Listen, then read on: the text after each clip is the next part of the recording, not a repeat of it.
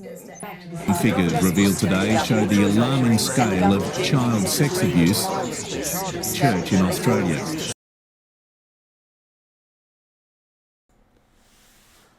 Hola a todos, bienvenidos nuevamente al canal La JW, La Verdad No Contada, o de JW Antochuchano. Este es el día 1, parte 6 de la Australian Royal Commission.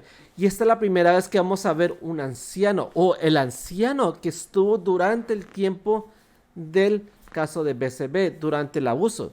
Y vamos a ver ese anciano que se llama Maxwell Frederik Horley. Es el anciano que estuvo en la congregación donde estuvo BCB. Y vamos a ver cuál fue sus procedimientos durante ese tiempo. Y vamos a ver unos increíbles declaraciones de este anciano. Y va a ser, es como nos abre los ojos la forma de que estos ancianos actúan durante estos casos. Bueno, miremos a ver lo que pasa. Espero que les gusten. Next witness, Your Honour, will be Max Horley. Mr. Horley, it's necessary for you to be sworn. Would you take an oath on the Bible or an affirmation? Bible. There's a Bible there which I think may be appropriate.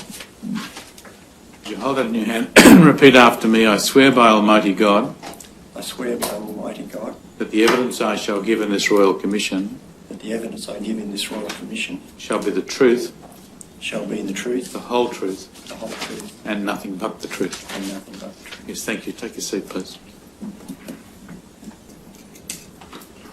Do you have a copy of your statement 7 July 2015 before you? Yes. Are there any corrections or amendments you'd like to make to that statement?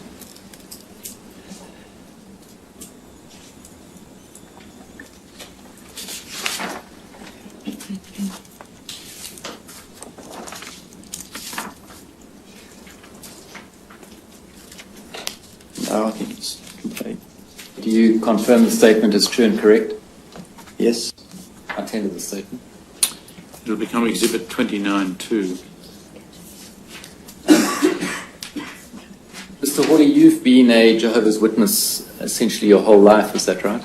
That's correct. You have been a Dawesville congregation elder since November 2012, and you served there as secretary, is that right? That's correct, yes. And you were appointed in an elder in the Narrogin congregation in 1988, and you served there as secretary too, is that right? Yes, that's correct, yes. And there was only one other elder there at that time, that was Bill Neal. When I was first appointed, there were two elders. One was quite elderly, and I think he then moved back to Perth, so that left Bill and I. Later on, there were two other elders appointed, and we had a situation arose where one was stood down and one moved away, so that left Bill and I at the time that this incident occurred. Okay. And the first elderly elder that you referred to who moved back to Perth, was that Jack Shaylor? That's correct.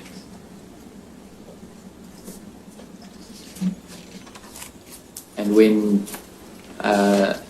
Bill Neal was stood down in 1992, you became the presiding overseer, is that right? That's correct, yes. Now, speaking generally now, but in your experience, as secretary of a congregation, what files or records do you keep? We keep copies of the letters that are sent from the branch. We keep publisher record cards that report all their time spent in the ministry. Collate that information each month and send the details to the branch. We write letters when someone moves to another congregation. We send a letter of introduction along with that. We also receive letters from other congregations when publishers move in. We keep records of committee cases that are held, judicial committee cases and things like that of a sensitive nature are kept on file too in case we need to refer back to them in a later time. But those are only usually seen by the ones acting on that committee at the time. Is there a file or a record for each member of the congregation? No, only the publisher record card, which details how much time they spend in the ministry each month.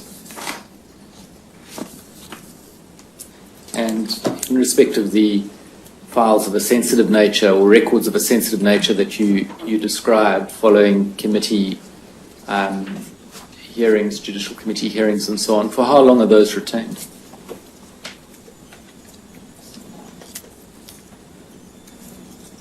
I know we've had some information recently that after a certain period of time they are destroyed, but ones involving this particular type of case are supposed to be kept indefinitely. And who has access to those records? If it's a judicial case, then only the committee members that served on that committee, I understand, have access to go into that. They're all kept in the same place, but in the congregation I serve in now, all of the elders have access to the congregation file. If they need to refer back to some of the letters that are on there or other records and so on. And what information or records are passed on to the branch office?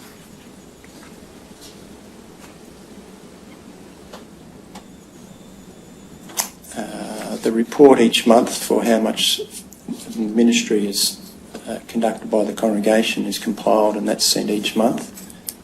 Each year there is information logged about different activities of the congregation, how many publishers there are, how many unbaptised publishers and so on. That's just a brief overview. That's also sent to the branch.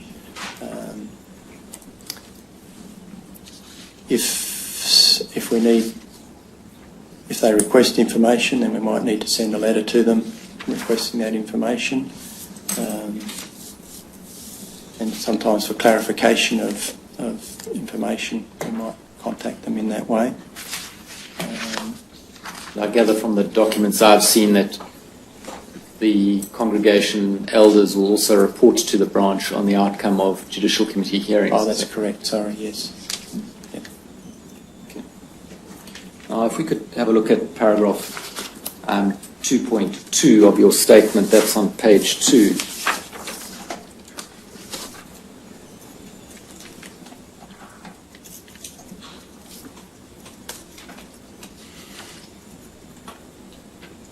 You'll see in the last line you mention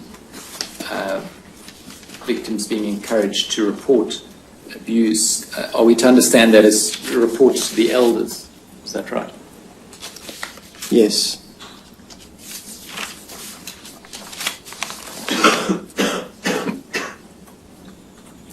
And also in 2.3,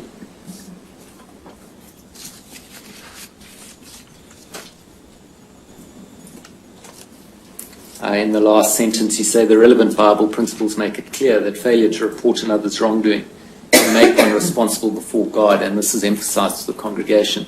I take it again that the reference there to reporting another's wrongdoing is to report to an elder. Yes, in Leviticus, those that become aware of wrongdoing, not actually having done it themselves, but if they hear of it, then they report it to the elders, so that if the person isn't forthcoming, then the elders can step in and handle it. So these references in these two paragraphs to reporting, that's not reporting to the secular authorities? No, it's just to the elders at that stage. Is it the expectation that a member of the church must report any other member's wrongdoing to the elders? Or is it only particular types of wrongdoing? The encouragement is, depending on the seriousness of it, I guess too, is that they go to the person that's committed the wrongdoing and encourage them to go to the elders first, and basically making a proviso that if they don't, then the person that's become aware of it will approach the elders and let them know of it. Does that make myself clear enough? So I can understand that in respect of, say, less serious issues that arise between people. Are there particular kinds of transgressions or wrongdoing or sins, as I understand you would call it, that must be reported to the elders? Sins that we would have brought to the elders' attention more of a serious nature, things that could result in a judicial committee case being formed, so matters of a sexual nature and things like that. Other matters where it's just someone's upset at somebody, we would encourage them to go ahead and try and sort that problem out themselves. If it became worse, and eventually the elders were called in to try and arbitrate or whatever, but normally following the Bible principles, that is, they try to work those situations out themselves. And can you assist by explaining where the line is drawn, or how the line is drawn between what's of a more serious nature requiring reporting and what isn't? Yeah, the more serious nature are things set out in the scriptures that could result in someone being removed from the congregation if they're unrepentant. So sexual immorality and all the stages and things that covers, homosexuality, bestiality, all of those sorts of things. And that would include child sexual abuse? Absolutely, yes. And those things are the ones, I take it, that are set out in the handbooks? Yes, how we go about instituting the protocol and handling of those aspects, yes. Now, turning to the case specifically of BCB, and perhaps we can have up on the screen paragraph 49 of BCB's statement.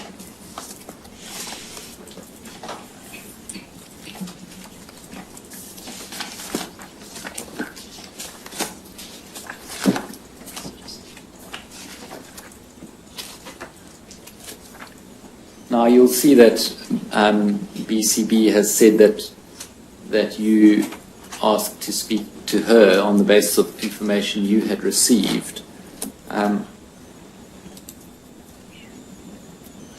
Do you recall or remember the person BCF who's referred to there? That's a friend of hers to whom she had spoken. The first name of that person, which we're avoiding saying, Yeah. it should be on a list in front of you. Yes, I remember, but I don't remember her coming to see me. Do you remember how you first got to hear of these issues that BCB raised in relation to Bill Neal? From my recollection, it was BCB and BCC that came to see me at my home and tell me about the allegations. When you say, from your recollection, you seem somewhat hesitant about that, is that because of the passage of time? Yes, yes. Mr. Horley, this allegation, I take it, when it came to you, you would have seen as a serious one. Absolutely. There's a huge breach of trust, Your Honour. Yeah, and as a consequence, I assume it would have stood out for you at the time. There's something unusual. At the time, it was something that I hadn't dealt with before, and yes, it was a very serious nature. I took it as a huge breach of trust, not only for the person involved, but for the whole congregation. It would have repercussions that would flow through. And the matter was reported to you because you were in a position of responsibility? Yes.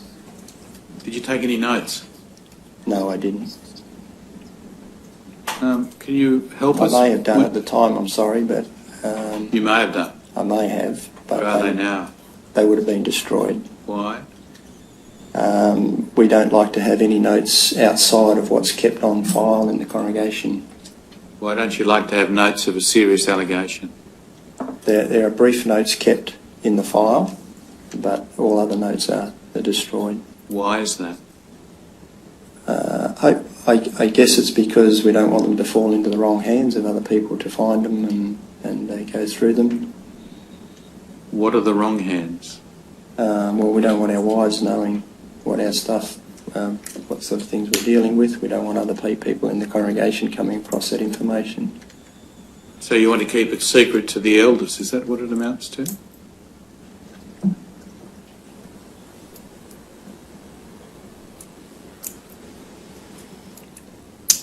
I don't know about secret, but we want to try and limit the amount of people that have to have a look at that information, yes. And why is it that you want to limit the people who will have access to the information? Just to protect them, I guess. We don't... Protect who? Protect the person that's involved in it and the rest of the congregation, so that they don't have to know these...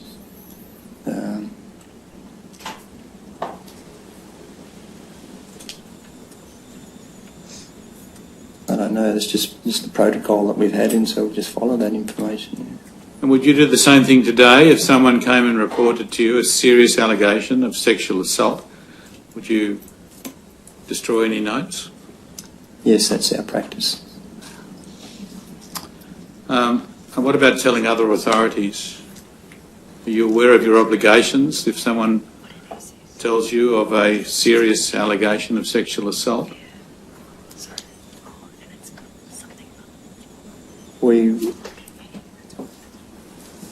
If we have any hesitation, we contact the branch for advice on how we should proceed legally and scripturally. We don't we don't report it to the police. I think we encourage them to do that, but we give them the assistance to do that if they need that. How do you encourage people to report to the police?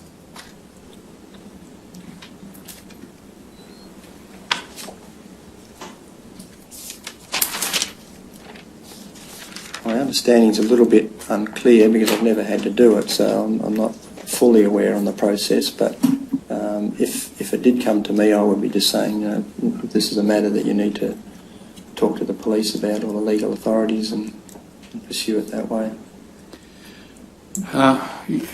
The allegation that came to you, you accepted was serious. Have you, in your time as an elder, had any other people come to you to report a serious allegation of a sexual nature?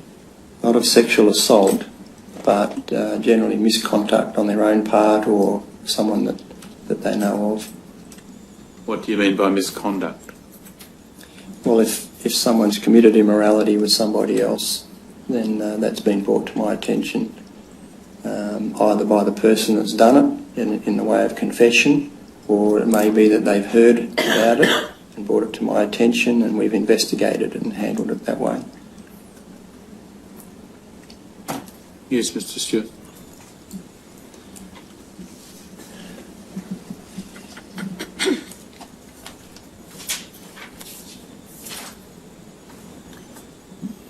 You said a moment ago to His Honour, Mr. Horley, you said that in relation to reporting to the police, you would say to the person, look, this is a matter that you need to talk to the police about, or the legal authorities, and pursue it in that way.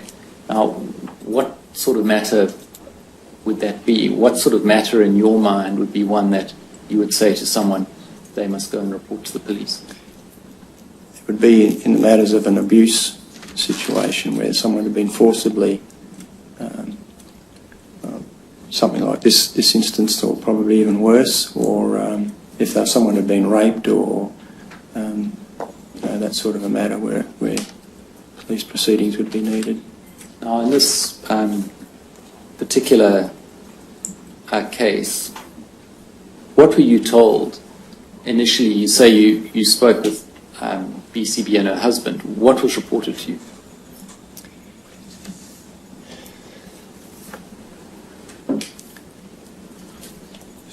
That the elder concerned had acted inappropriately while she had been staying at his home.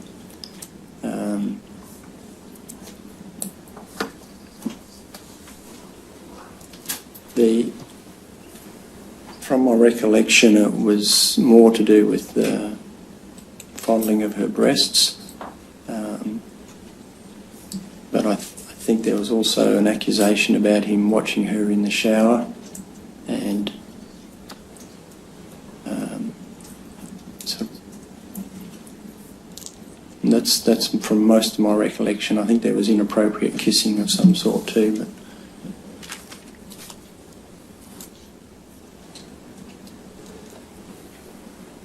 And these events occurred when she was a minor. that's correct. She was staying at his home.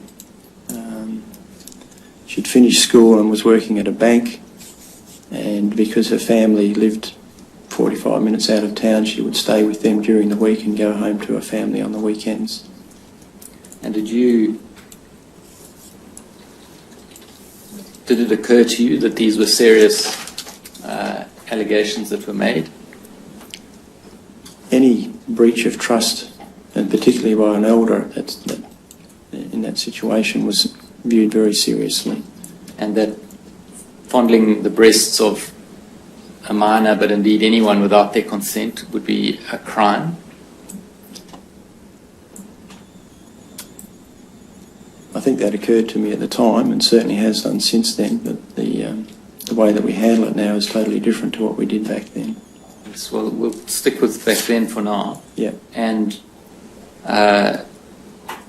observing someone whilst showering without their consent is a serious allegation, not only within the church's view, Absolutely. but even outside the church. Mm.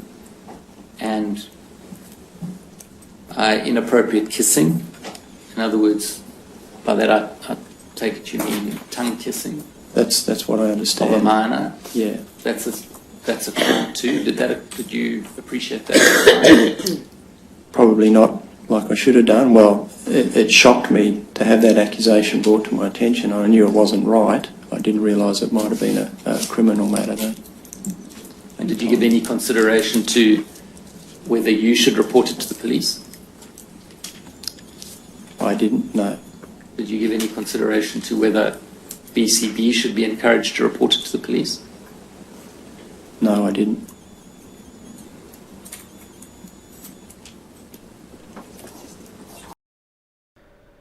Señoría, como probablemente me referiré durante el transcurso de la tarde, ahora sería un buen momento para licitar el documento.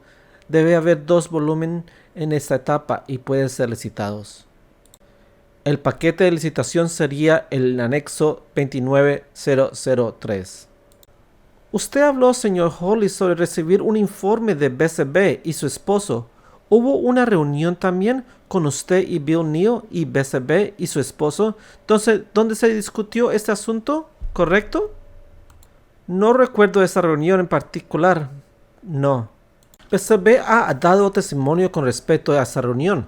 Es el párrafo 51 de la declaración de BCB. Ella dio más evidencia al respecto oralmente. Lo siento, no recuerdo nada de eso. No está diciendo que no sucedió. No, no estoy diciendo que no sucedió. No recuerdo que sucediera. Porque estaría de acuerdo con la práctica. ¿No sería así? Que un acusador debe hacer la acusación al acusado frente al acusado, ¿correcto? Se había hecho con otro anciano presente. Por eso, la única reunión que recuerdo haber tenido, el lugar estaba con Doug Jackson y yo y BCB y posiblemente su esposo allí y el acusado también. ¿Y Bill Neal también? Sí. Entonces hubo una reunión también en su memoria donde BCB tuvo que hacer sus alegaciones a Bill Neal. Sí. ¿Y con usted y el señor Jackson presente también? ¿Y el esposo de BCB? No puedo estar seguro de que su marido estuviera allí, pero si eso fue, esa reunión tuvo lugar. Porque es un principio bíblico para la voluntad de los testigos de Jehová. Según tengo entendido, de que un acusado debe ser enfrentado por el acusador, o tiene derecho a ser enfrentado por el acusador, ¿correcto? Así lo entendíamos en ese momento. Nuestro proceso ha cambiado ligeramente ahora que nosotros, en ciertas circunstancias y en este caso en particular, el acusador en esta situación no tendría que enfrentar el acusado. Ellos podrían hacerlo por separado. ¿Cuándo cambió el proceso? Durante la década del 90, su señoría. ¿Se da cuenta de lo inapropiado que es este proceso? ¿Hacer que los dos se reúnan? Sí. Puedo entender eso y supongo que por eso tenía que cambiar. ¿Entiende la posición que pone a una mujer joven, en verdad? Absolutamente. ¿Usted en este momento reflexionó sobre eso cuando fue pasando de esa manera? No lo hice. Solo estaba siguiendo el procedimiento que teníamos en ese lugar. Sobre la cuestión de su cambio, que volveré en un momento, tratemos con lo que fue en el tiempo que tú estuviste, que se regía por el manual de presten atención a sí mismos y a todo el rebaño, ¿correcto? No recuerdo si ya habían publicado este manual. Teníamos 3 manuales antes de este, cuando fui nombrado anciano, y el que solíamos referirnos. Y el libro de KS91 básicamente compiló esta información y tenía actualizaciones en él también. Le echaremos un vistazo. Está en la paquete de litigación 29003 y en particular está en la parte 80. Tal vez podamos desplazarnos hacia abajo y luego pasar a la página siguiente, como has indicado. Eso fue 1991. Así que eso era aplicable desde 1991. Lo tomo. Y cuando presten atención a sí mismos y a todo el rebaño de Dios fue publicado en 2010, si no me equivoco, ¿correcto? Eso es correcto. Pero a pesar de que tiene derechos de autor de 1991, las escuelas de ancianos no se llevaron a cabo en 1991, para mi entendimiento. Creo que nuestra escuela para ancianos podría haber sido teniendo un lugar en 1992, después de que este evento ya había ocurrido. Muy bien, su investigación sobre esto fue a principios de 1992, ¿no fue así? Sí. ¿Hubo algún cambio en este punto? En otras palabras, el punto del proceso de alguien que tiene una acusación, debiendo hacerlo en presencia de la persona en contra a quien se hizo la acusación? No lo creo en esta etapa. Me sorprendería que lo viera porque viene del Antiguo Testamento, ¿no? ¿Para establecerse? Sí. Viene de Deuteronomio. Correctamente. Si miramos en la pestaña 80 que tenemos el presten atención a ustedes mismos y a todo el rebaño, y particularmente en la página 119 que tiene la referencia del anillo 0051, desplacémonos hacia abajo para que tengamos el encabezado en la parte superior de la página. Procedimiento de audiencia del comité judicial y después de abrir con oración y así sucesivamente. El siguiente encabezado presenta los testigos uno a la vez, menos que el malhechor confiese. En el segundo párrafo dice, los acusadores deben estar dispuestos a asumir sus responsabilidades como se requería en Israel. Eso fue la responsabilidad de enfrentar a quienes acusaron. ¿Tengo razón? Eso es correcto. Creo, señor Horley, que tiene una copia de la traducción del Nuevo Mundo con usted. Porque esta particular escritura, Deuteronomio, lleva teniendo en cuenta. Miremos Deuteronomio 17, 6 y 7. Dice, solo se podrá ejecutar a una persona si se tiene el testimonio de 2 o 3 testigos. No será ejecutada si se tiene el testimonio de un solo testigo. La mano de los testigos debe ser la primera que se levante para ejecutar a la persona y después la mano de todo el pueblo. Tienes que quitar de en medio de ti lo que es malo. De ahí, según tengo entendido, se tomó que el acusador debe hacer la acusación en frente al acusado, ¿correcto? Ese es el entendimiento, sí.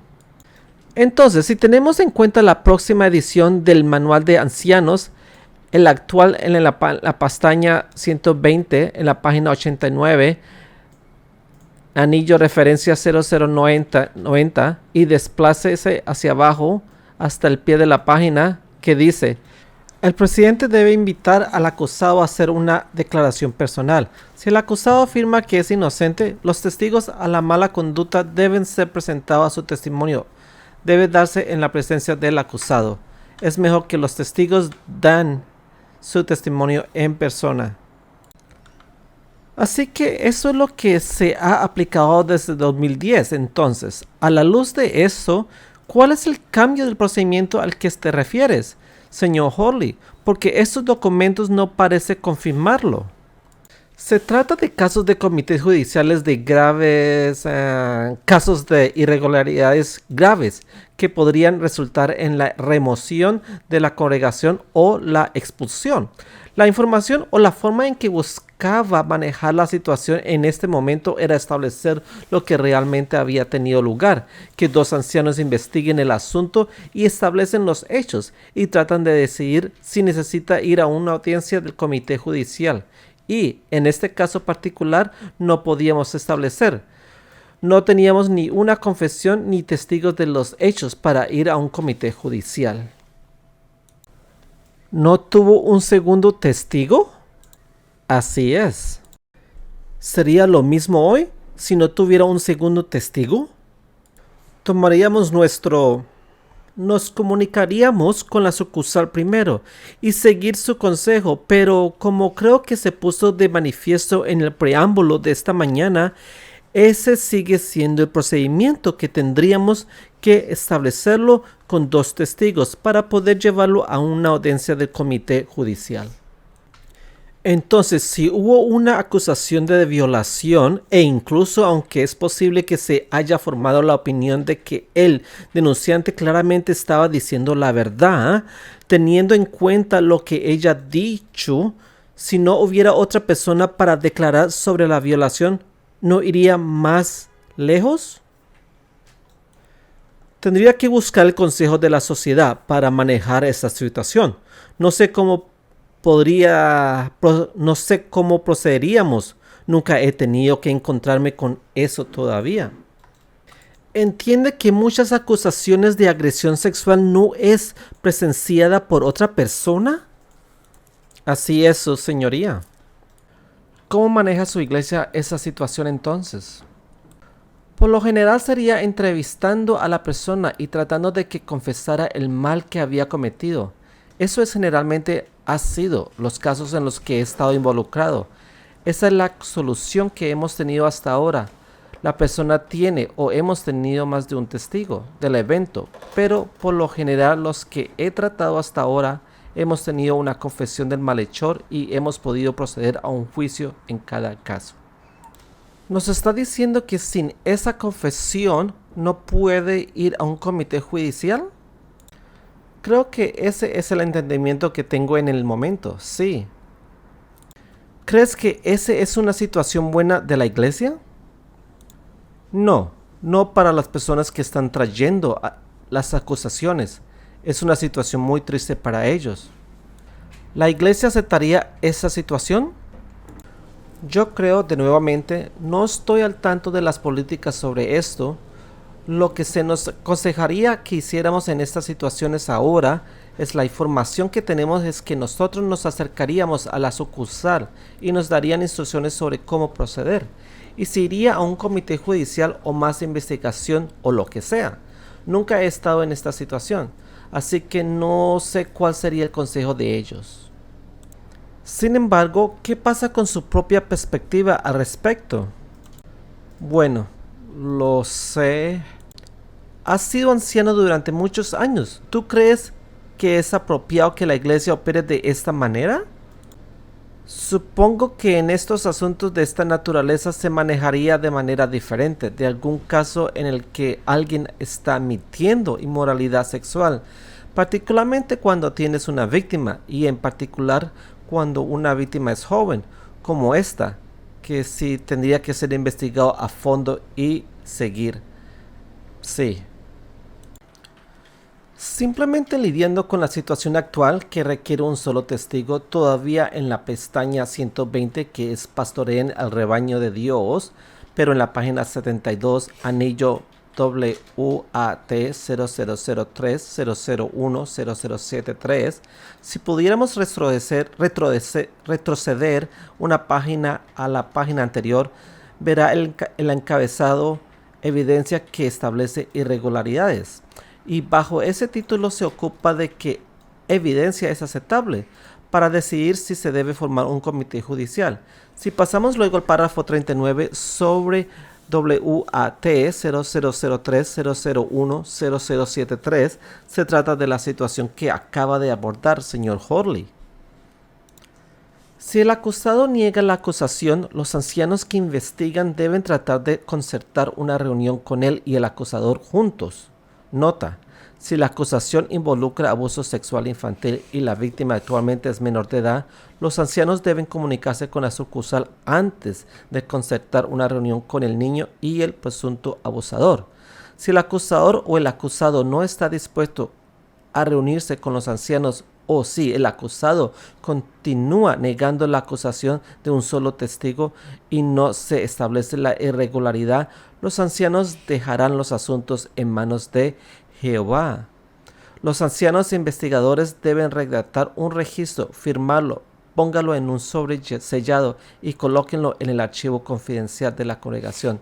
La evidencia adicional puede más tarde salir a la luz para establecer las cosas. Así que la posición parecería ser que esa es la actual posición 2010 y posteriores, que la regla del testigo único todavía se aplica. Eso es correcto. Entonces, en la medida en que usted dijo antes que pensó que el procedimiento actual puede ser diferente, que no estaría bien entonces. Estoy corregido. Yo seguiría lo que la publicación aquí dice. Entonces, sí. Hay otro aspecto de la regla de los dos testigos, como lo entiendo, porque se dan dos referencias. Uno es en Deuteronomio y la otra es en Juan, donde dice si hay dos testigos. Entonces, la culpa se considera como establecido.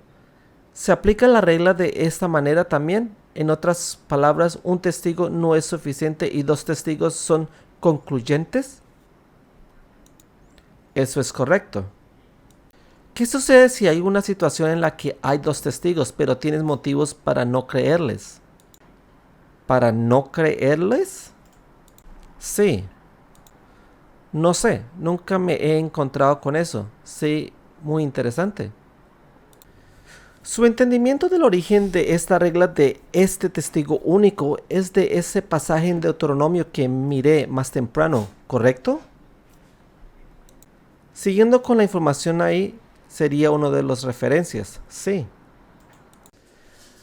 Le preguntaremos esto a su debido tiempo, obviamente de la sucursal, pero a su entender, la iglesia tiene la flexibilidad, es decir, bueno, ese puede haber sido el caso en esos entonces, pero en el mundo moderno reconoceremos que la regla de los dos testigos es un problema y no lo vamos a aplicar más. ¿La iglesia tiene la flexibilidad para hacer eso? No que yo sepa.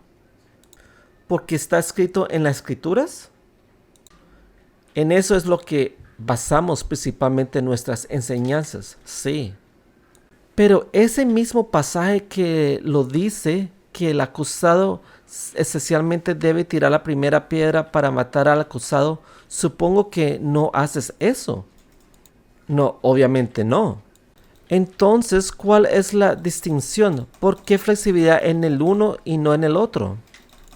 Una vez más, seguiría el consejo de la sucursal sobre cómo podemos proceder con una situación como esta hoy.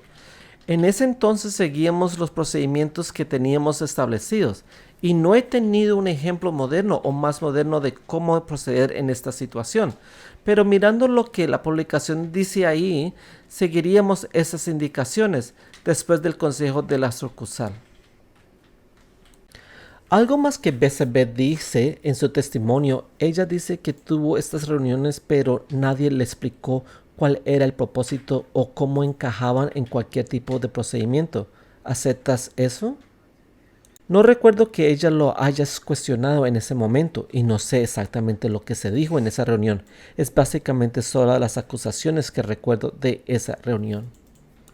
Algo más que BCB dice en su testimonio, ella dice que tuvo esas reuniones pero nadie le explicó cuál era el propósito o cómo encajaban en cualquier tipo de procedimiento. ¿Aceptas eso? No recuerdo que ella lo haya cuestionado en ese momento y no sé exactamente lo que se dijo en esa reunión. Es básicamente solo las acusaciones que recuerdo de esa reunión. Incluso si una acusación hubiera llegado a los ancianos en esa manera, a través, como lo describes, una hermana madura, todavía requieren que el sobreviviente de ese abuso ponga las acusaciones al abusador en presencia del abusador. Una vez más, creo que ahí es donde los libros de pastoreo tienen la información, en el sentido que no tienen que enfrentarse el acusado en la actualidad. Podemos tomar su información de ella y luego hablamos con el acusado por separado. Bueno, no veo eso en el libro de pastoreen. Les mostré el pasaje que parece requerir exactamente el opuesto. ¿Hay algún otro pasaje al que quiera referirse? No recuerdo dónde está, pero pensé que fue el procedimiento que he visto en el pasado. Sin embargo, el punto es que usted tiene un procedimiento, así que incluso si la acusación proviene de una hermana madura, usted luego tiene un procedimiento a seguir para investigar si aceptar o no esas alegaciones, ¿correcto? La provisión de que ella puede hablar con otra hermana era proporcionar el consuelo después del hecho. Sí, para intentar que alguien más le hable al respecto aparte de los ancianos, si ella no se sintiera cómoda hablando con los ancianos. Entonces, ¿estás diciendo en tu entendimiento que los ancianos no tendrían que hablar con ella misma, la víctima? No, eso no es correcto. No, todavía tendríamos que manejarlo si el asunto no ha sido tratado ya. Entonces los ancianos tendrían que hablar con ella y tratar de establecer los hechos y hablar con el acosado.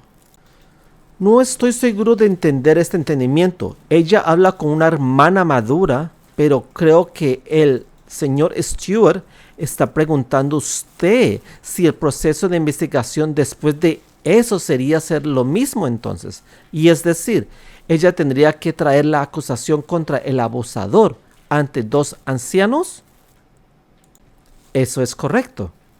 Y eso sería en esa circunstancia dos hombres, el anciano, el presunto abusador y la mujer, ¿correcto? Según tengo entendido, el acusado no tiene que estar presente en esta reunión. Los dos ancianos discuten con la víctima y hablarían con la persona acusada por separado. Pero si fuera solo la alegación de la mujer, sin ningún testigo presencial, ahí sería donde terminaría, a menos que la... ¿No? Abusador confesando. ¿Confesó? Si no confesó, ¿ese es el final? Sí. ¿Y eso es lo mismo hoy en día? Sí. Supongamos que tiene una acusación de una niña de 12 años. Digamos, ¿sería el mismo proceso? Bueno, nuevamente tendría que buscar el consejo de la sucursal en esto para ver cuál sería nuestro proceso, porque las circunstancias y todas esas cosas involucradas en esto, nosotros procederíamos siguiendo la dirección de la sucursal.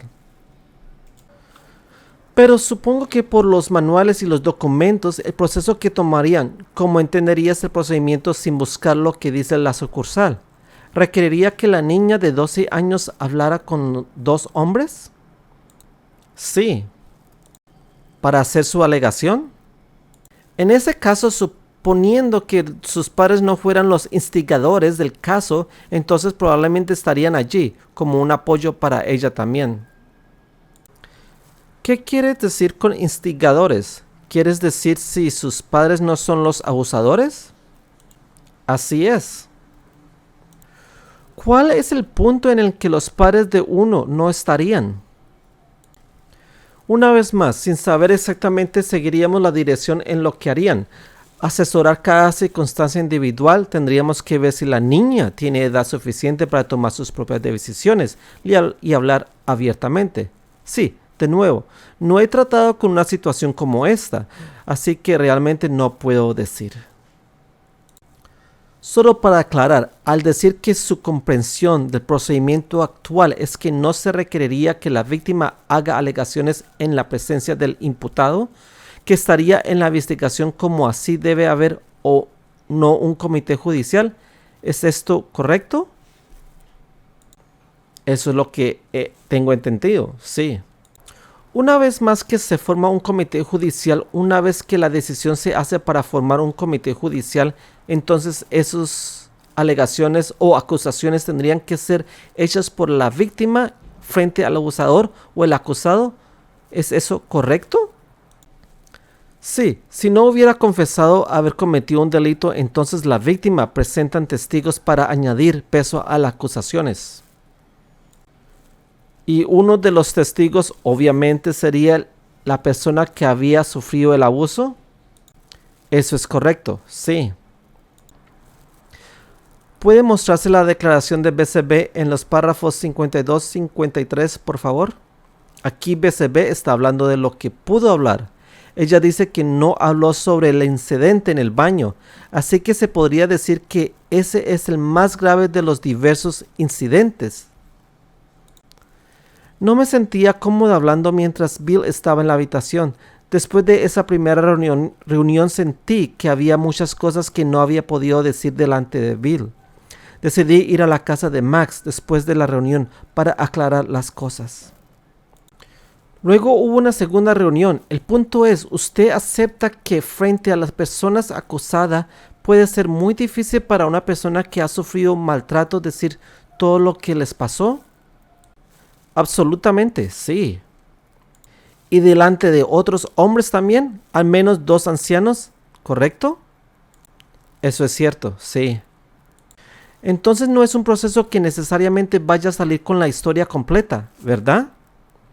Obviamente no en la primera reunión, y en este caso es confirmado, pero sí.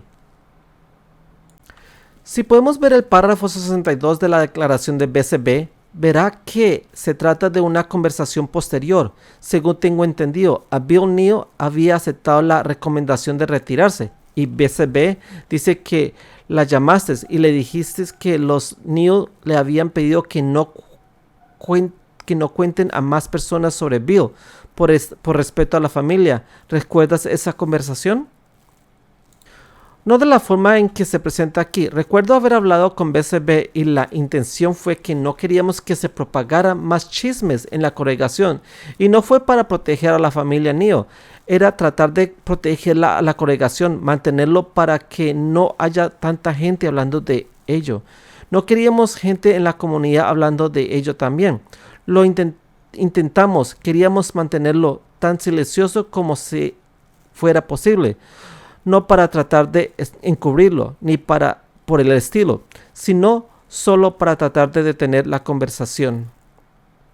Sin embargo, la esencia de esto era decirle que ella no debería hablar con nadie más al respecto. Eso estaba en la recomendación para ella, de no hablar con otros, como lo había sido para la familia Neal y cualquier otra persona que haya tratado de plantear ese asunto. Tendríamos trato de mantenerlo en secreto o mantenerlo, sí, intentar y limitar la conversación sobre el tema de Neal.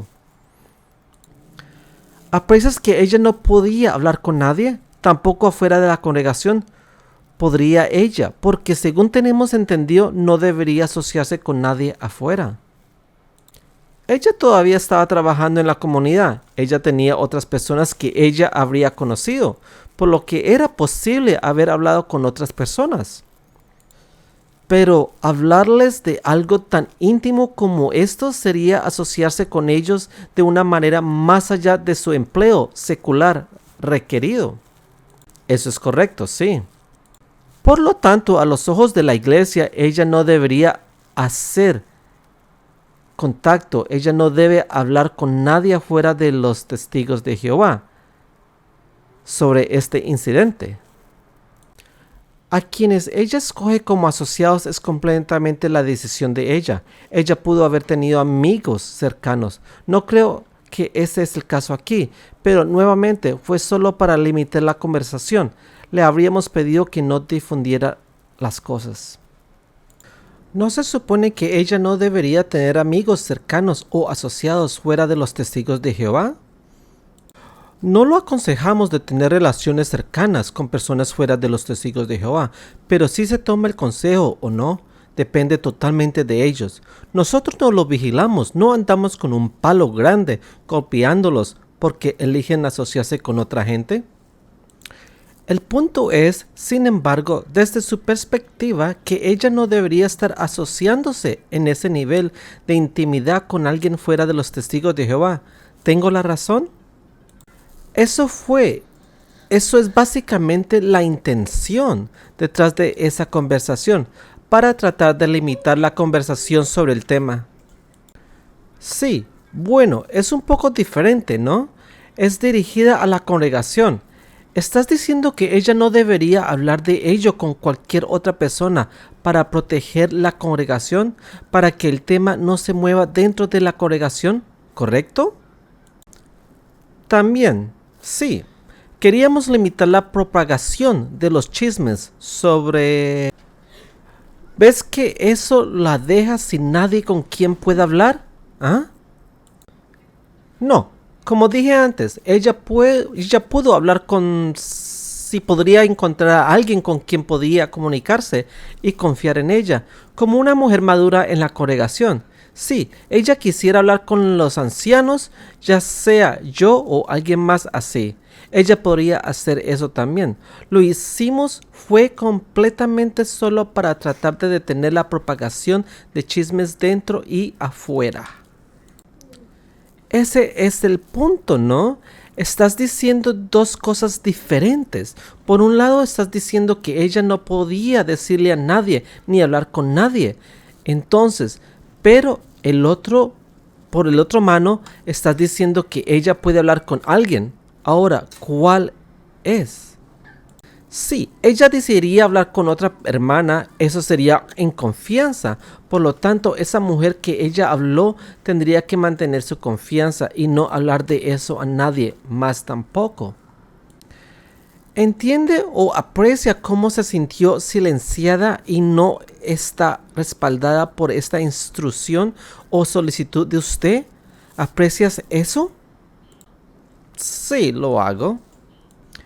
Por supuesto, las enseñanzas de la iglesia son que las víctimas de abuso sexual deben ser tratadas con extremo consideración y amabilidad.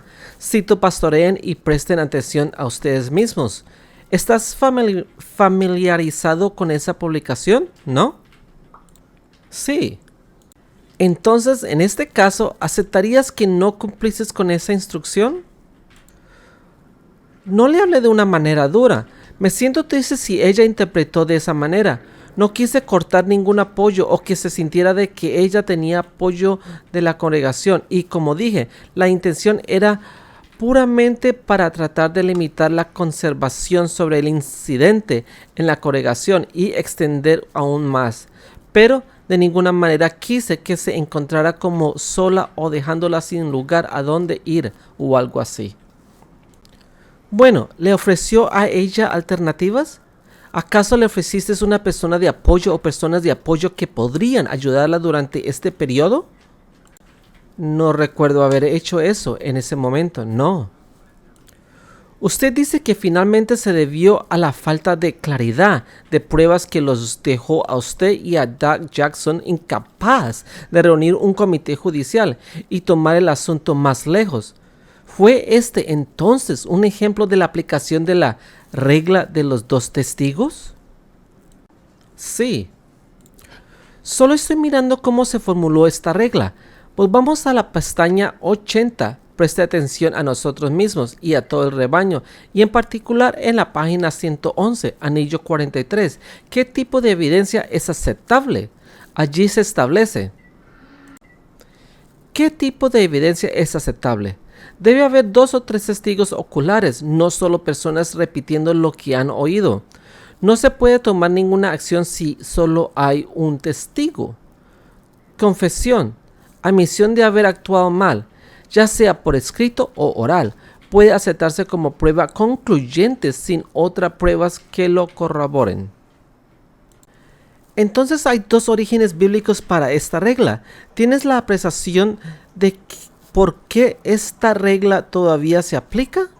En el siglo XXI, donde hay disponibilidad de evidencia y de hechos de prueba que han cambiado y se han desarrollado. Supongo que porque todavía nos apegamos a los principios bíblicos, tratamos de seguir esa línea de razonamiento. Estoy tratando de recordar lo que dice la última publicación al respecto del tipo de evidencia. También, pero todavía creo que los 2 o 3 testigos sigue siendo la enseñanza actual en el nuevo libro. En este caso particular, usted ha expresado la simpatía y preocupación que tenía por BCB. No tuviste ningún motivo para no creerle, ¿verdad? No, no lo hice, por sorprendente que fuera. Estaba claramente bastante angustiada. Absolutamente, sí. Cuando dice en su declaración que no tenía prueba clara, ¿qué tipo de prueba clara podrá haber en un caso como este entonces? Si el acusado hubiera dicho, sí, hice esto, o sí, yo lo hice esto, o había evidencia de que había hecho algo más en líneas similares, entonces lo habría hecho.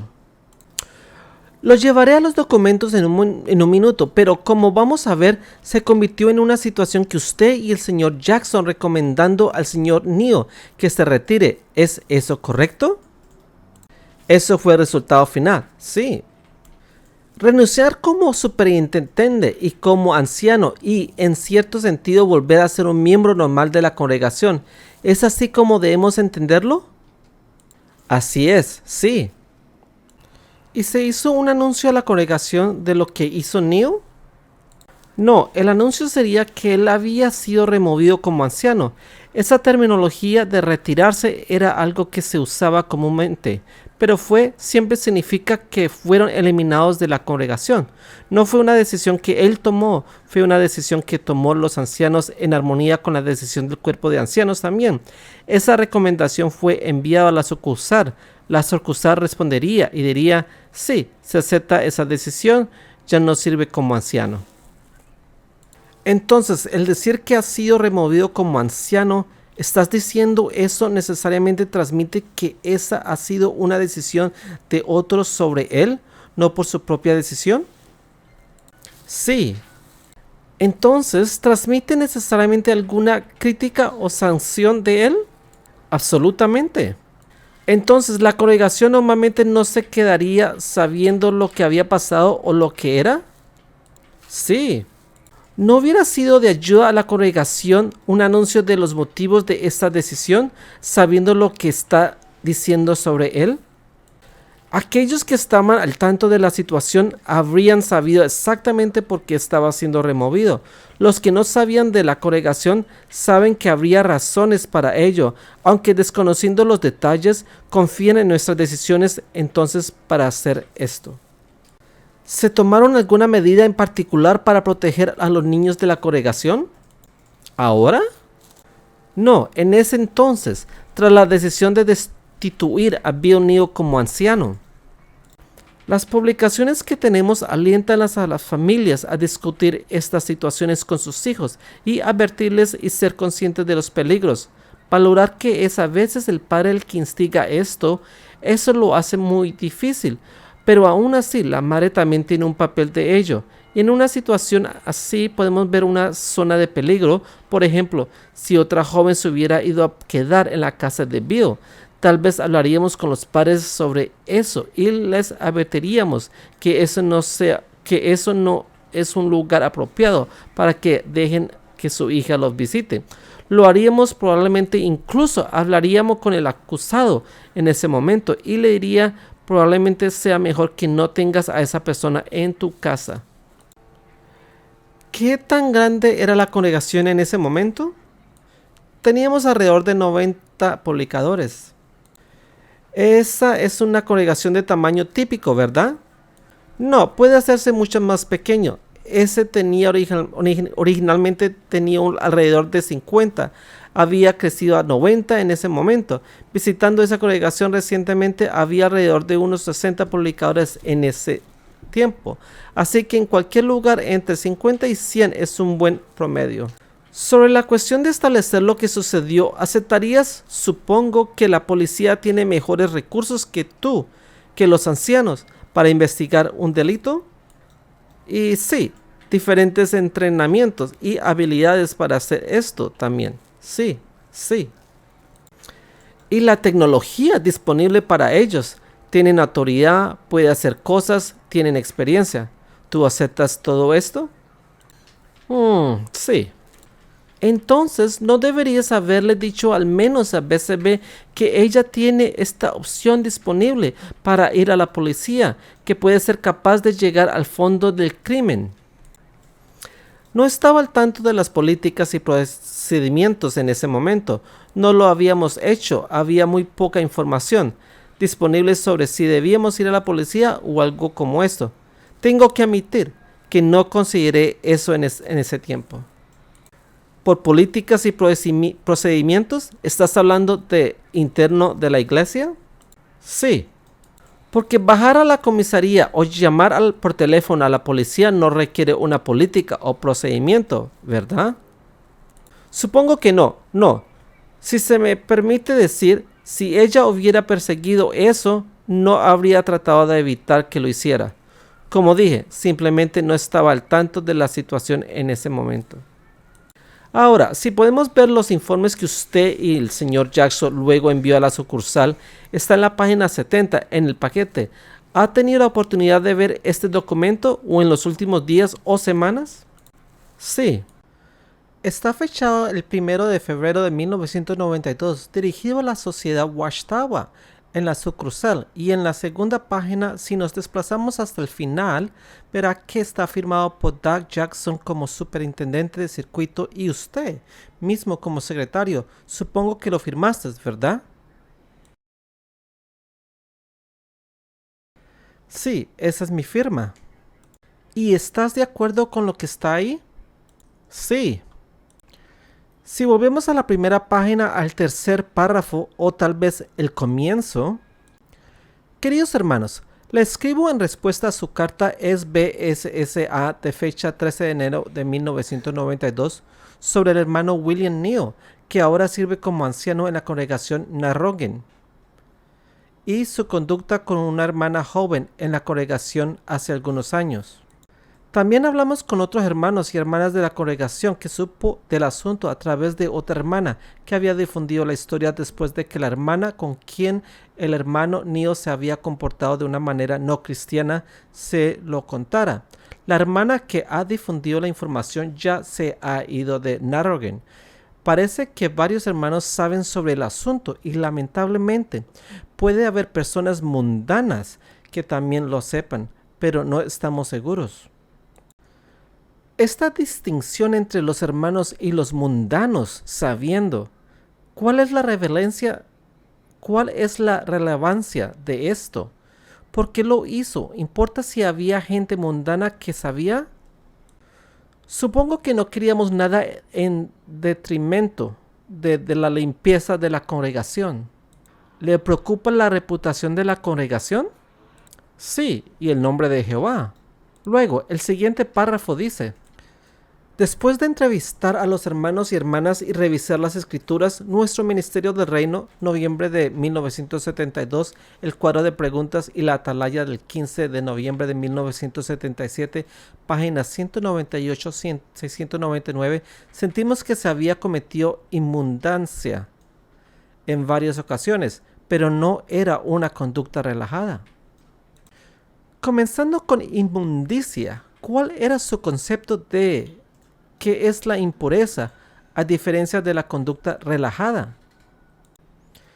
En este caso, el contacto involuntario del seno, como opuesto a la conducta relajada, donde se descarada, una conducta deliberada. Entonces aceptaste que se habían producido algunos actos, pero se sintió incapaz de aceptar que fueron intencionales. ¿Es ese el punto al que llegaste? El acusado, eso fue todo lo que realmente admitió. A cuando se le formularon las acusaciones, él dijo: puede haber tocado sus pechos al darle las buenas noches, pero no dijo nada sobre, se negó a admitirlo, tocarle deliberadamente. Entonces dices aquí, Sentimos que el hermano Neo no podía hablar con confianza y le recomendamos que renuncie como anciano debido a estos apuntes que repasamos con él. ¿Qué pretendes transmitir allí? ¿Cómo vamos a entender que no era capaz de hablar con confianza? Ya no tenía libertad de expresión frente a la congregación. Si tuviera que ponerse de pie y dar consejos a la congregación en relación con asuntos sexuales o en particular abuso infantil, entonces él no tendría la confianza de la congregación o no habría tenido libertad de expresión para poder decir ese tipo de cosas. ¿Eso es porque había miembros en la congregación quien sabía esta historia? Eso es cierto. Usted dice en la carta que la impureza se había cometido en varias ocasiones. ¿Ves eso? Sí, yo. No sé si eso hubiera sido un poco exagerado ahí, pero bueno, esas son sus palabras. Sí, firmé la carta. Sí, eso fue, pero yo no fui el que lo escribió. Pero debemos entender que usted estaba transmitiendo que aceptó que hubo contacto accidental en varias ocasiones. No estoy de acuerdo con las varias ocasiones. Pero está en la carta. Sí, lo es. Bueno, ¿qué debemos entender? ¿Firmaste en la carta que no era verdad entonces? Wording at the time when I signed it, it was a generalisation of the situation and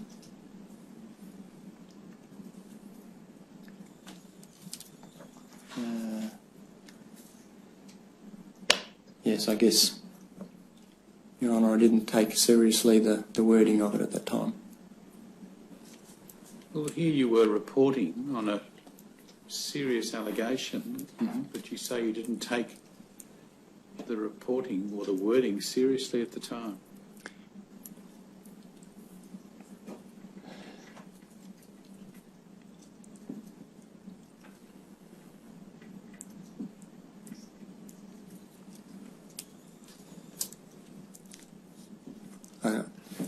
I don't really know how to answer that, Your Honour. It's what you're saying is probably true, yes. How would you feel if you'd made the complaint and the person who was reporting on the outcome didn't take seriously the wording in the letter that they were signing? I can see the point that you're making, sir, yes. And tell me this, you told us earlier that apart from the touching of the breast allegation, BCB made other allegations to you, correct? Yes, I believe so, yes. There's no reference to those allegations at all in this letter, are there? No. Why not? I can't answer that, I'm sorry. Not that I'm refusing to, it's just that I can't think of reasons why they're not in there. Then you record there, we recommended to him that he be stepped down as an elder, and he agreed to this. Now, that seems to suggest that you offered him the opportunity to step down, and he did, rather than you removed him. Now, is there a distinction to be had? How are we to understand it? No, it's just an unfortunate choice of words there. So he was definitely deleted or removed? Removed, yes. And then you say in the letter, we feel no further action or restrictions need apply.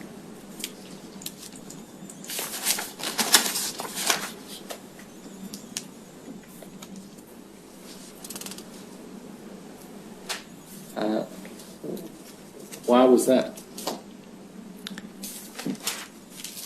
Did you consider other actions or restrictions which might be imposed? In the case of a judicial committee, restrictions against commenting and having parts on meetings and things are what we refer to as restrictions.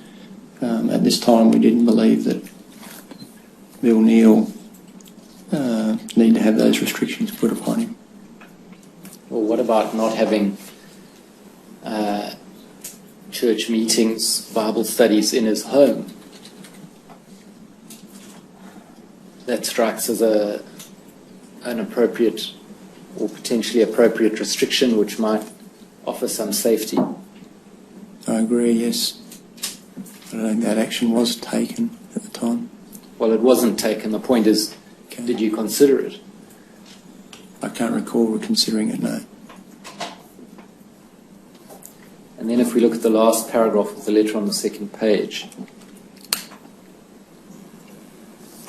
or second last actually, towards the end, it says, also, brothers, I would recommend that once this has died down and it appears that Brother Neil again has the freedom of speech, that he be recommended as an elder again so that he can be of help in the congregation, as he has done in the past. By this dying down, you mean once the controversy has abated, I take it? It would take a long time, many years in fact, for that to have died down. That's, again, it's an unfortunate wording. In hindsight, we would have worded that much differently to what it is there. Matters of this nature take many years for, if ever, to die down completely. Well, that was really the focus of your concern there about in taking action against Mr. Neil was about his reputation. Is that right? Not at all, no. Well, his reputation in the congregation, his freedom of speech. His, sorry, what was the questioning again? Well, that was at the centre of your concern in deciding to remove him as an elder, was his reputation in the congregation. Not so much his reputation, but how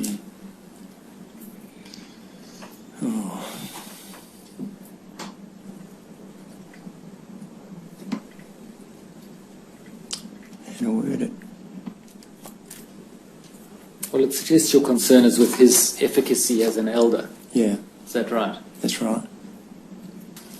So your concern as an elder there, as I understand it from this letter, was about the proper functioning of your organisation. Is that right? Yes, It wasn't about the protection of children in your congregation.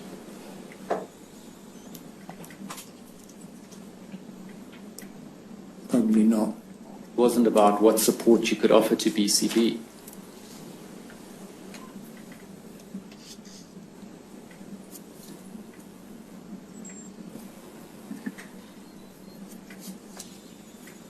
That must have had some bearing on it, but yeah, it was more with his qualifications to teach.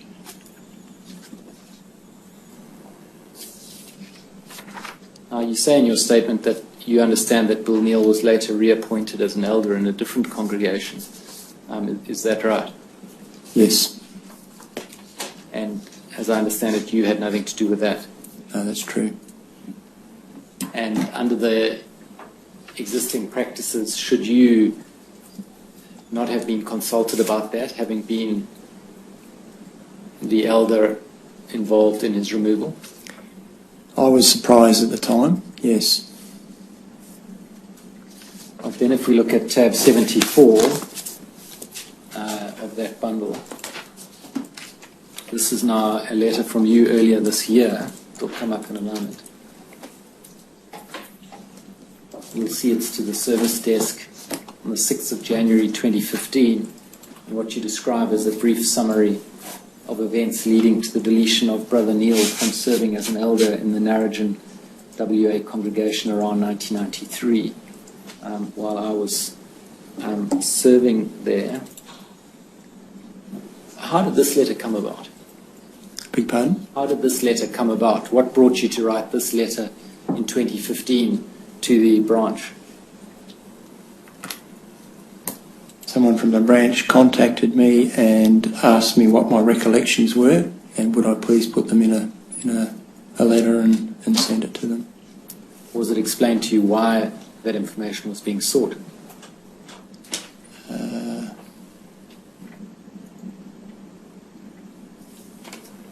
I think mention was made about the Royal Commission, but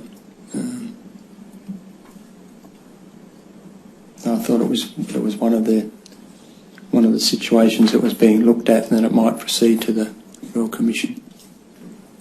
And by this time, of course, Bill Neal was deceased. Yes. And you knew that. Yes. I attended his funeral. And that was, as I understand it, about 11 years ago. Would that be right? Quite possibly. I don't know exactly the time, but yeah, that sounds about right, yeah. A goodly number of years ago. Yep.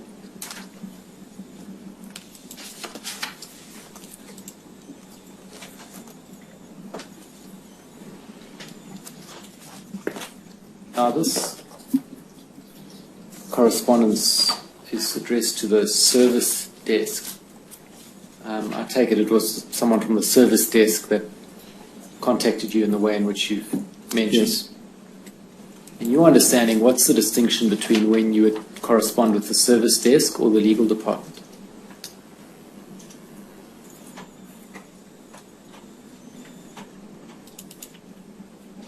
It may have been a member of the legal department that contacted me, but the letter was addressed to the service department. Well, Service desk, yeah. moving away from this particular letter, generally when, as an elder, you're corresponding with the branch, We sent stuff to the service it desk. seems to me that there's some correspondences with the service desk and some is with the legal department, and I'm trying to understand where the Okay. distinction arises. So I'm asking you, what is your understanding as to when you would communicate with the service desk as opposed to when you would communicate with the legal department? If the legal department had said, send it to us at the legal department, that's how the letter would have been addressed. In this case, they asked us to send it to the service department. But generally, Service desk. moving away from this letter, generally in your work as an elder, when would you contact the service desk as opposed to the legal department and vice versa? The legal department I would contact in cases pertaining to legal matters. Our information now is if a case of child abuse was raised, we would contact the legal desk straight away. But normally anything that goes through the service desk, and then they assign it to the appropriate department from there. Just to understand you, so you would contact the service desk but be expected to be passed on to the legal department. Is that what you say? They would decide if that's where it needed to go, yeah. But as I said about contacting the legal department in matters pertaining to legal cases and things like that, if we needed direction in a hurry, that's who we'd contact. And generally with regard to direction as to handle investigations and complaints, would that come from the service desk? Yes.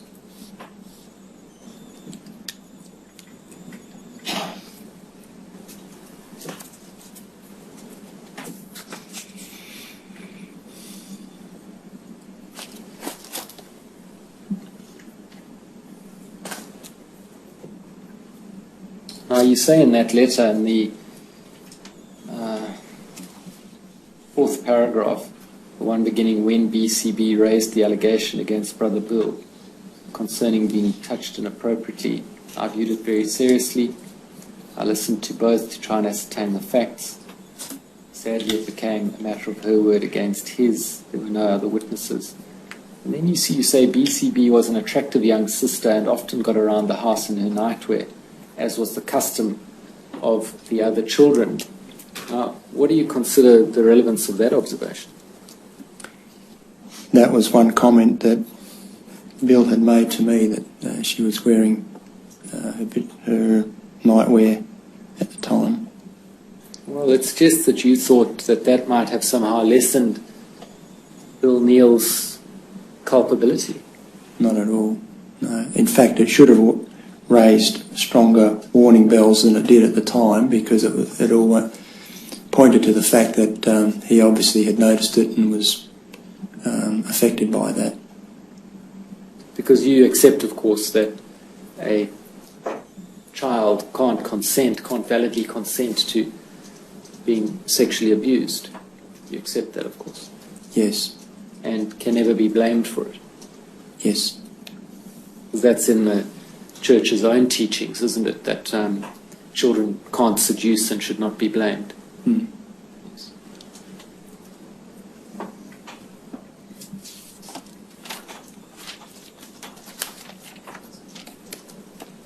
are my questions. Yes, does anyone else have any questions?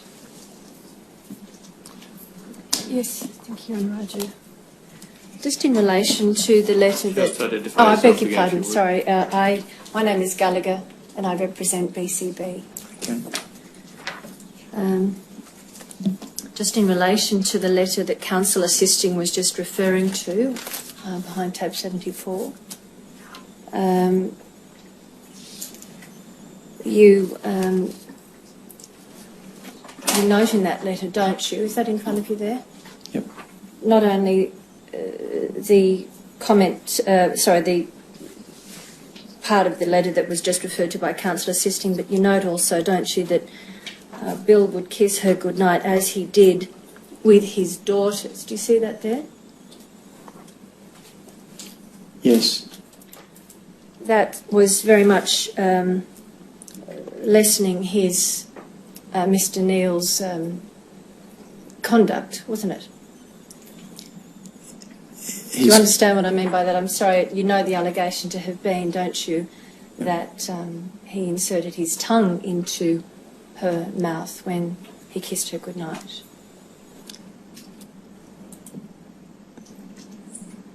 Bill never admitted to that. The way that he put it across was that he would say goodnight to all of the girls before they went to bed. So what about the accusation from the person who was abused? The accusation was, wasn't it, that the tongue was inserted into her mouth? I believe so, yes. I can't recall that being said at the time, but it's quite possible that it was. You took no notes of your initial discussion with BCB and BCC? No. Is that so?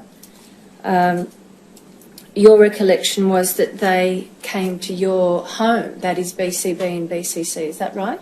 That's what I recalled, yes. You understand that BCB's recollection is that you approached her after being told of an allegation from another member of the faith, correct? That may be so. I don't recall that. And certainly if somebody is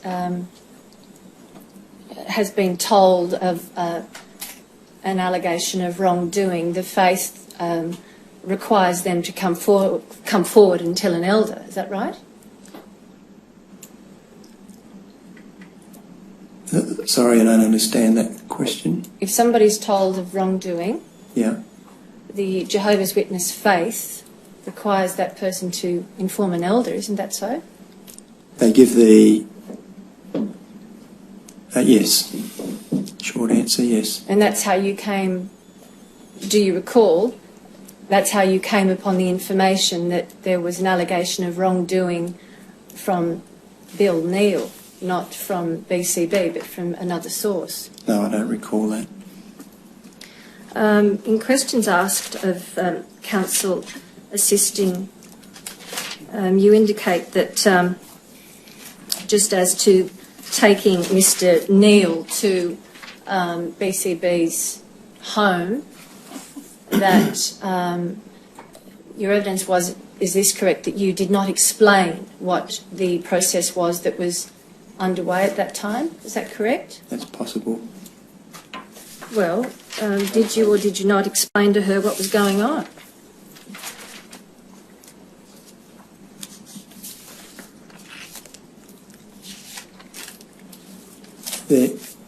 In the information here, it's put across that I went to see them with Bill on my own. I don't recall that happening. I thought I only went to see them with Doug Jackson, and I don't recall it being in their home. Normally those sort of events take place at the Kingdom Hall, which... Yeah. You were 28 at the time, weren't you? Does that accord with No, I your was about recollection? 32. 32. By 1992, yes. But so still quite a young man. That's right. And how old was Bill Neal at the time? Well, Do you know? I would like to hazard a guess. Certainly he was more senior than you. Absolutely, yeah. He was a presiding overseer, wasn't Yes. he? So that certainly if BCB's recollection is accurate that you attended with Bill Neal it would have been a situation where he would have been the most senior person in the room. Do you agree with that proposition? Certainly would have been the oldest, yes. Sorry? He would have been the oldest and the most experienced from the church, yes. Yes. And the more senior member of the church in the room. And you know, don't you, that that BCB and BCC were both quite devout at that time? Yes. In the sense that it would have been obvious to you that you were, as an elder, trusted by them? Yep. And that they were handing themselves over to your guidance. Do you agree with that proposition? Yes. So that, looking back on it now, can you see that taking the abuser to somebody's home is totally inappropriate? Yes.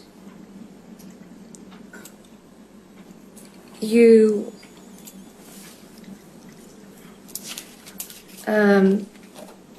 is it the case, sir, that the thrust of inquiry in relation to somebody being involved in wrongdoing is to protect the congregation? Yes.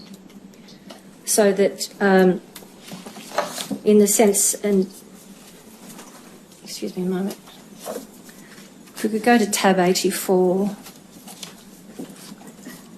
and reference 0309.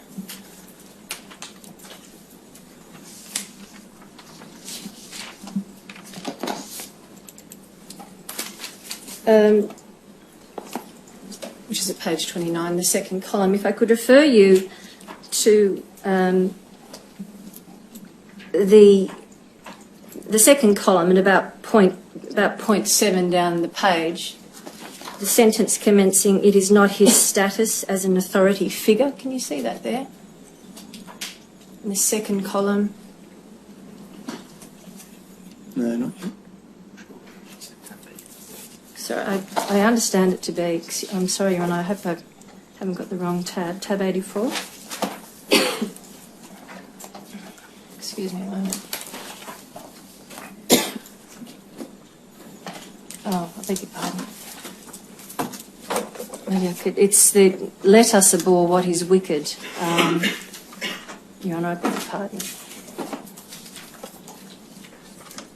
So certainly 85, I think, Councillors. Tab 85, thank you.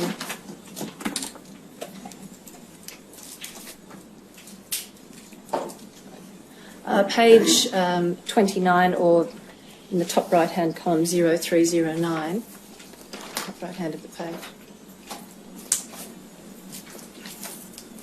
If you could go to the second column, about point 7 down that, you see the sentence commencing, "It is not his status as an authority figure." Can you see that, sir? Not yet.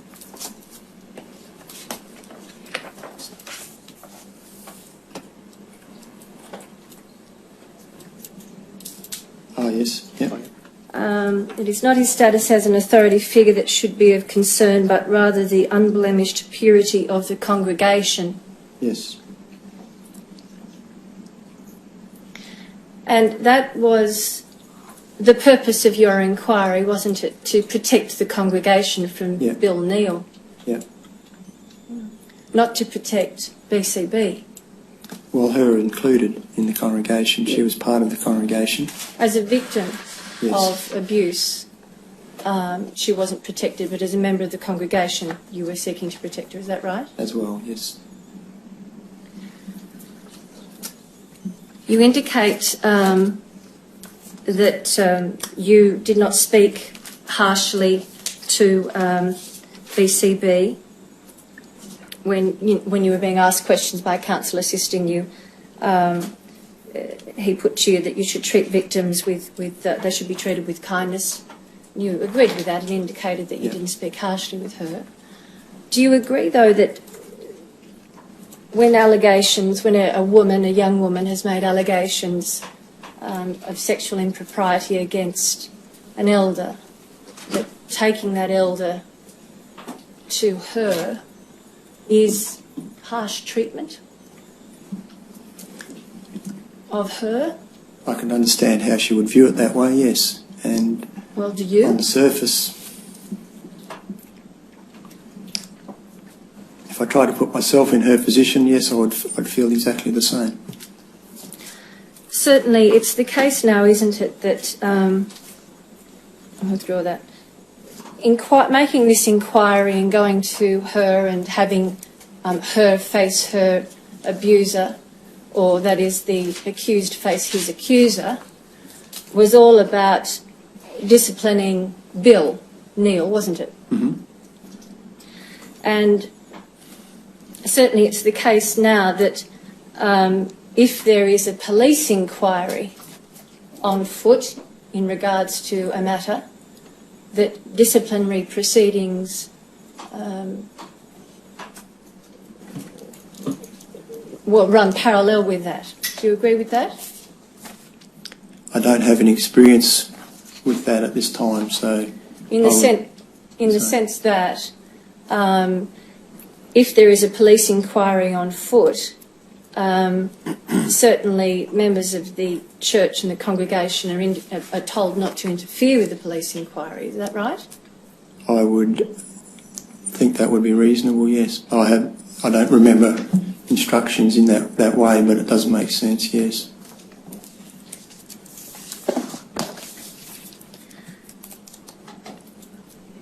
If you were to be confronted with this situation today, what would you do differently to what you did then? First thing would be to contact the branch for direction, look up any of the relevant information that we've got, the latest information, and proceed following their direction.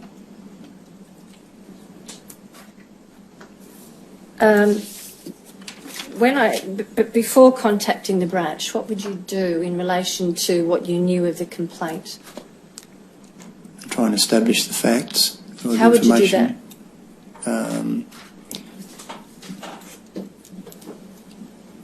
Oftentimes, if someone comes to us, we hear the information just on a one-on-one, but I think the indications are that it's better to have two elders there so that we can present that to the branch with the two of us, like on a conference call or something. Specifically in relation to BCB's situation, what would you do differently today? Or would you conduct yourself in exactly the same way as you did? No, I wouldn't do the same. What would you do differently? Being the only other elder there, and if the circuit overseer wasn't due to visit like that, like he was in that case, I would have called an elder from another congregation and we would have heard her allegations together, and then we would approach the branch for direction. Would you have a female, a sister involved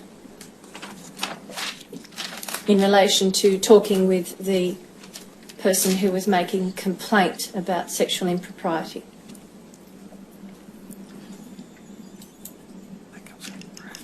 That would be up to the person making the accusations, I would think. If she wanted to have someone there as a support, I think that would be the case. Mr. Horley, I understand how the church is organised, but what the process means is that the investigation, take a case such as this one, of a woman's allegations is made entirely by men. Correct? I'm sorry, the investigation within the church is conducted entirely by men. That's correct, yes. You think that's appropriate when the allegation comes from a woman and maybe a young woman?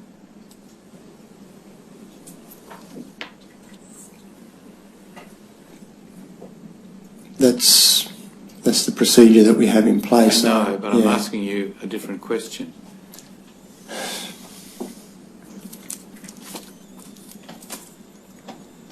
Well, that sort of comes into my personal feelings. I think I would still have to be bound by what the branch directs me to do. Secondly, as here, you as an elder were being asked to investigate allegations of a person who you had worked with as an elder.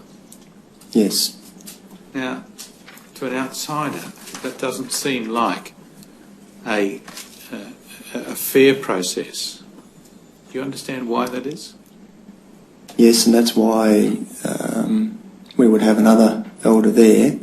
In this case, the circuit overseer visited. He didn't know Bill as well as I did, so he tends to be a little bit more impersonal in the... Well, he might, but you're still there. Yeah. And you know this elder well and have worked with him. Yes, and I remember at the time I was very shocked at the treatment or the allegations that were made against him. So to me, he had betrayed me and as much as the congregation, obviously not as much as the person that had the victim in this case, but to me it went against everything that we'd been taught and trained as elders. Bill was a man that I'd known for about 16 years, growing up as a teenager in the congregation, looking to him and respecting him. Then being appointed as an elder myself, being mentored by him in the way that we should treat the flock with tenderness and care, and we're taught to be a hiding place, a refuge, somewhere that they can go and seek help and to really care for their spiritual needs. And now this situation, Bill had completely betrayed all of those things. So it wasn't like I was looking at things from a siding with him. I was sticking with the teachings that I'd been trained in and looking at it impartially and trying to look at it that way. You ultimately reported that his conduct was the result of accidental touching, didn't you? That was his. Well, that's what that's what you reported. Okay. That's what you found. Right. Agreed? That's all that he admitted to. Yes, and that's what your finding was. Now, again, to an outsider, could you see that an outsider may think that when someone who you know well is being investigated by you, that may not be a fair process? I can understand how they would see that, yes. Do you think that's a process which the church should change?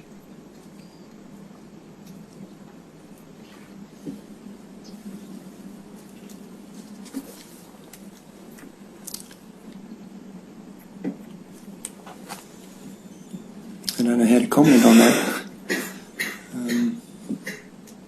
They may have made changes in that process, not according to the book that we have, but where it says that we contact the branch, then the direction that they give in that instance may give us further bearing on that. Yes. Thank you. I won't keep you much longer, Mr. Horley, but have you come to know about the full extent of BCB's allegation against Bill Neal? No. I only know what was dealt with at the time. So you don't know that she, for about 3 or 4 years, was subject to indecent assaults, effectively, where she was tongue-kissed by this elder? No, I'm not aware of that. That she was on one occasion forced to sit on the bathroom floor, spread her legs and have his finger inserted into her vagina. No, I'm not aware of that. So the reason I highlight that is that certainly it's not the sort of thing that... I'll withdraw that. Does that come as a shock to you that Absolutely. that she actually endured that? Or experienced that at the hands of Bill Neal? Yes, it's a shock, yes. And do you think the fact that it's only coming to light now has something to do with the process that you engaged in when she made initial complaint? I feel very saddened if that is the case. It's understandable that it would be. Do you agree with that, in the sense that she's confronted with her abuser and somebody who she would know was close to her abuser, which you've just given that evidence. It's understandable that she wouldn't make full disclosure. That's correct, isn't it? I can see what you're saying, yes. She needs a more nurturing and supportive environment in which to make full disclosure, doesn't she? It would appear that way, yes, from what you're saying. And what is the church going to do about that? Do you have any thoughts on that going into the future?